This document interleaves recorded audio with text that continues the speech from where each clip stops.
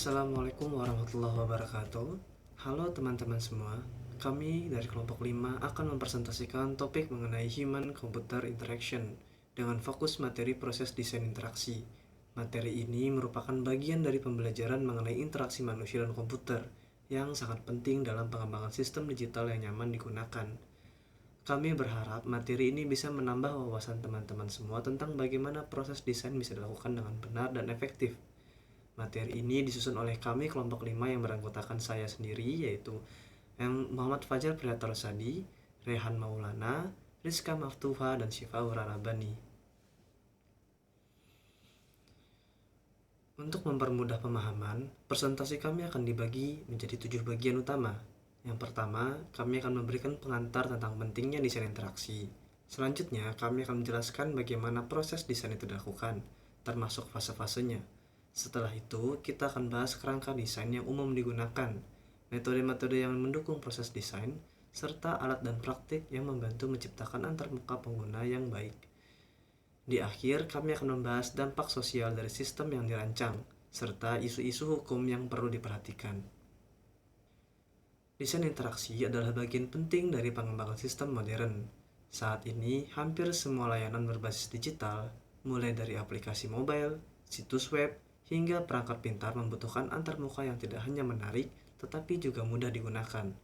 Desain interaksi bertujuan untuk menciptakan pengalaman pengguna yang menyenangkan dan efisien, sehingga pengguna bisa mencapai tujuannya dengan mudah tanpa kebingungan. Proses ini memadukan seni, psikologi pengguna, dan teknologi. Proses desain interaksi bersifat fleksibel. Ini artinya desain tidak pernah bersifat final atau kaku.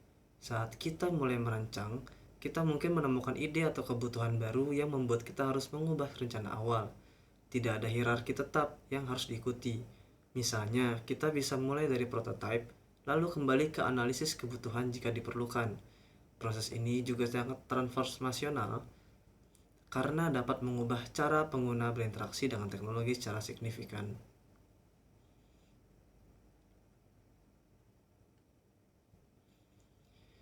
Dalam praktiknya, proses desain interaksi umumnya dilakukan dengan 4 tahapan.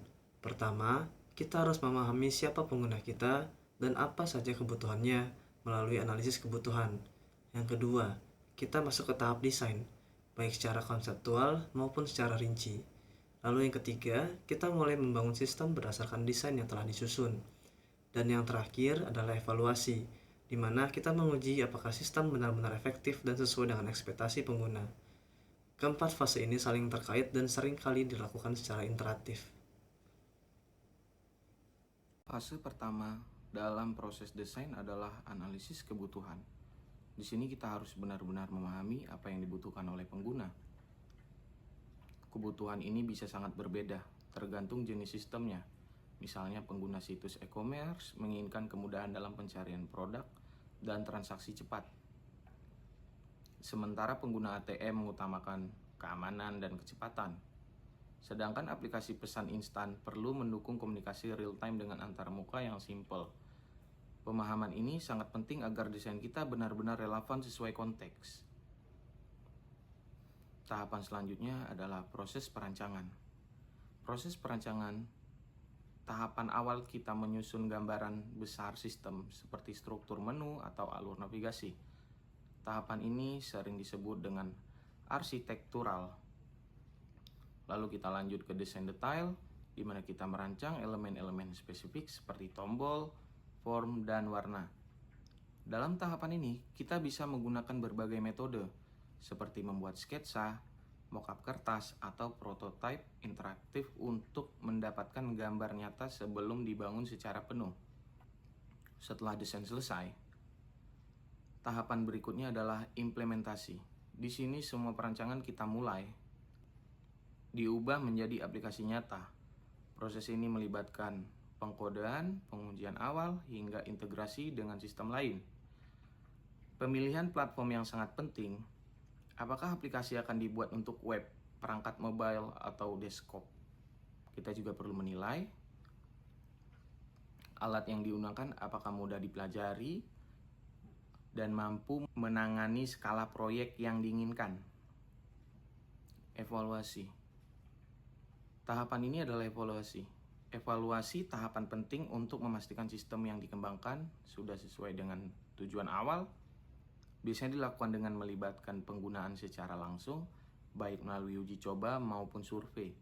Di sini kita menemukan kendala atau malah bingung dalam menggunakan sistem.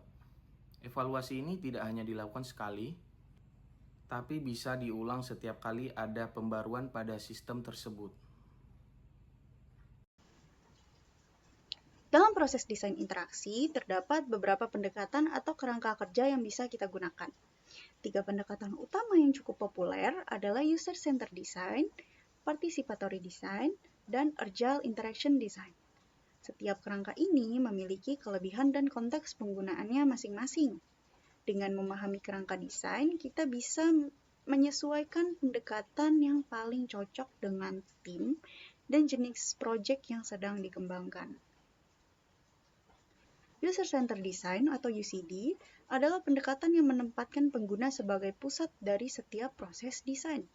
Artinya, keputusan desain dibuat berdasarkan pemahaman mendalam tentang pengguna, mulai dari kebutuhan mereka, kebiasaan, sampai keterbatasannya.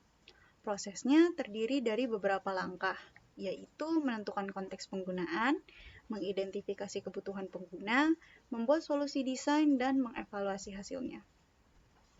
Dengan UCD, sistem yang dihasilkan cenderung lebih relevan, mudah digunakan, dan minim kesalahan. Lalu ada participatory design, yang adalah pendekatan yang melibati pengguna sebagai mitra aktif dalam proses desain. Maksudnya, mereka bukan hanya sumber informasi, tetapi juga ikut serta dalam mengambil keputusan desain. Pendekatan ini sering digunakan dalam proyek-proyek komunitas atau komunikasi atau edukasi. Seperti di University of Maryland, di mana anak-anak dan orang dewasa bekerja sama dalam menciptakan teknologi baru. Dengan keterlibatan ini, kita bisa menciptakan solusi yang benar-benar sesuai dengan kebutuhan dan harapan pengguna. Agile Interaction Design merupakan pendekatan yang cocok digunakan dalam lingkungan kerja yang dinamis. Dengan metode ini, tim bisa beradaptasi dengan cepat terhadap perubahan kebutuhan pengguna atau kondisi proyek. Agile mendorong iterasi yang cepat dan kolaborasi intensif dalam tim. Cocok digunakan untuk pengembangan produk digital yang kompleks dan terus berkembang, karena memungkinkan kita merespon umpan balik pengguna secara lebih cepat dan efisien. Dalam setiap proses penggunaan desain, kita memerlukan metode atau cara untuk memahami eksplorasi ide dan memahami pengguna. Ada banyak metode yang bisa digunakan, mulai dari ideasi dan brainstorming, survei, wawancara mendalam, hingga observasi etnografi. Kita juga bisa menggunakan metode visual seperti storyboard untuk menggambarkan alur interaksi, serta membuat prototipe agar pengguna bisa mencoba dan memberikan umpan balik. Pemilihan metode tergantung pada tujuan, waktu, dan sumber daya yang tersedia. Dalam praktiknya, proses desain juga membutuhkan alat bantu. Misalnya, untuk membuat mock-up, kita bisa menggunakan PowerPoint, Adobe XD, ataupun Figma. Untuk implementasi, kita bisa memakai pola desain seperti Model View Controller atau MVC agar struktur kode lebih rapi dan mudah dikelola.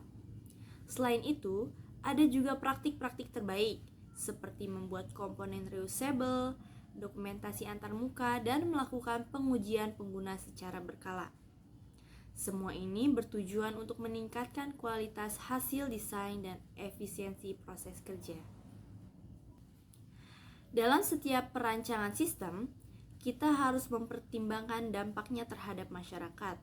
Apakah sistem ini akan meningkatkan kesejahteraan, mempercepat pekerjaan, atau justru menimbulkan ketimpangan baru?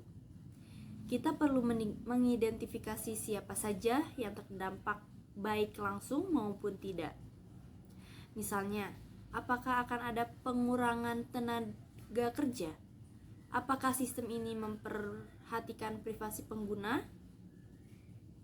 Analisis itu penting agar teknologi tidak hanya bermanfaat secara teknis, tetapi juga etis dan sosial.